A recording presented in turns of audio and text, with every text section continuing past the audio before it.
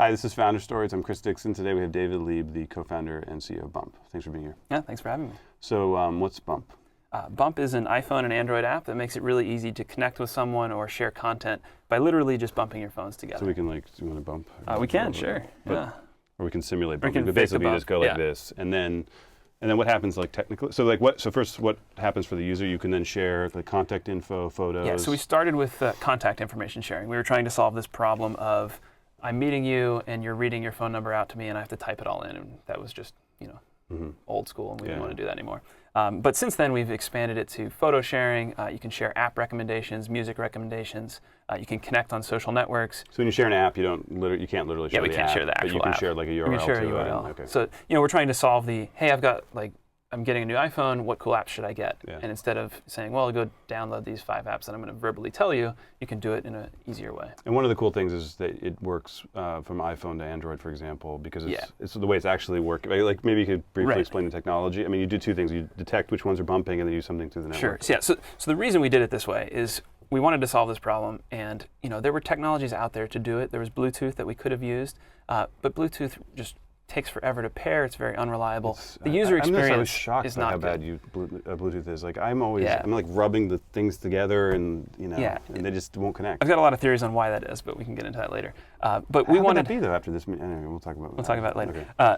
We wanted the user experience to be less than a second, in and out, boom, it works. And there is no way to do that using existing technologies. So what we did is we decided we need to make this a software problem, not a hardware problem.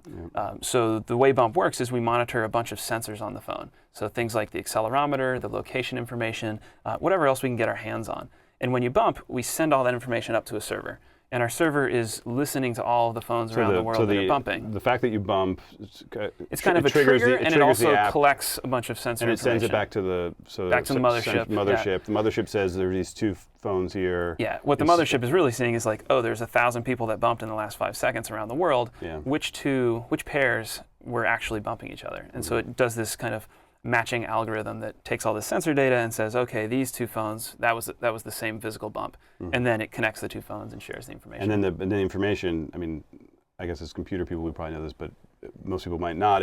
Or non-computer people wouldn't. Is that you're actually sending the photo then to the network, and then back there's down no to the direct device. connection between the 2 devices. Which is why you can do cross-platform. Yeah, exactly. I mean, we wanted this to be universal, that could work on any phone that we wanted it to work on. Yeah. So we didn't want to be, stuck. Oh, well, that phone doesn't have the right version of Bluetooth. Like, oh, it's not going to work. Too bad. We wanted to skip all that. Interesting. Okay. And so how'd you get started, and like what were you doing before? Right. So started Bump during business school. I was at the University of Chicago going to get my MBA, and I met my co-founder there the first day of class, Jake Mintz. And I'm an engineer by trade. I'm an electrical engineer, undergrad and grad. I had worked at Texas Instruments before going to business school. And at TI, I was doing a bunch of algorithm work. And I just was kind of frustrated. What were you working on there? I was in the DLP group, digital light processing. Okay. So I was doing really cool stuff, filing lots of patents. But the technology I was building, like someone else would go take it to market. And I kind of got frustrated that I wasn't the one doing that. So I thought, I'll go to business school. That's where I'll learn to do that. But it turns out the first week of business school, I had this idea for Bump. And Jake and I started working on it with Andy Hybers, our third co-founder, who was out in California. And we worked on it just as a nights and weekends project. When was this, like 2000? This was, we started the fall of 2008. Okay. And we worked on it just nights and weekends. We launched the app in March 2009, so 2.5 years ago now. Okay. That was while you were at school. Yeah, so Jake and I were in school, like taking midterms while we were trying to get Apple to approve the app. And Andy had just had a baby, so he was kind of like stay-at-home dad, programming with his infant on his lap. It's pretty neat. And then did it just sort of take off, or? Yeah, I mean, because now you get like a couple 100,000 downloads a day or something. We get between 100 and 150,000 downloads a day right now. When we launched it, we were like cheering because we got 1,000 downloads one day. Yeah. But back then, the App Store was nowhere near what it is now. And so, getting 1,000 downloads a day back in 2009 was actually a big deal. Yeah. Well, also it was much easier to be visible because in other words, I mean, there's 500,000 apps now. Right. There's absolutely. Vastly fewer back then. Absolutely. Yeah. We when we launched the app, we told a few people about it. We obviously emailed all our friends, and we were lucky enough that our app was kind of cool enough and novel enough that people wanted to talk about it. So the press started to talk about it a little bit. And it snowballed enough that we got a Bay Area news crew to kind of do a segment on us. And it was a slow news day on one Friday, and so it got syndicated nationally. And so that day we got 10,000 downloads, which was really big. And that happened to be the day that the billionth app was downloaded on the App Store.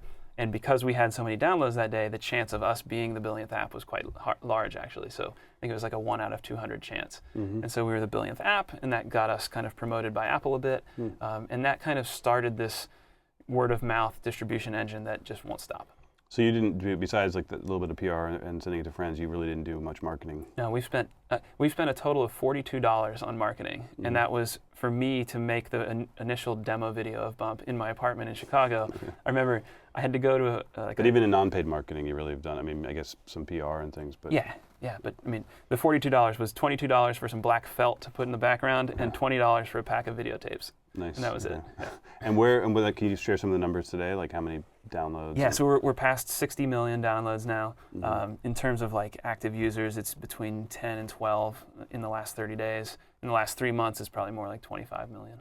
And what do you so like what do you attribute that to? Is it just the sort of the people talk a lot about virality, and I think when that term's thrown around a lot. It is. Yeah. I think it can mean both the product itself is viral, which your product is because you need your friend, you have it to use it. It can also mean just that something is sort of travels fast through word of mouth because people like it, they talk about it at parties or whatever. Yeah, I think for us, both of those engines drive it. We were scared at first that this is a product that both people need to have it work, and no one has it, so it's not going to work.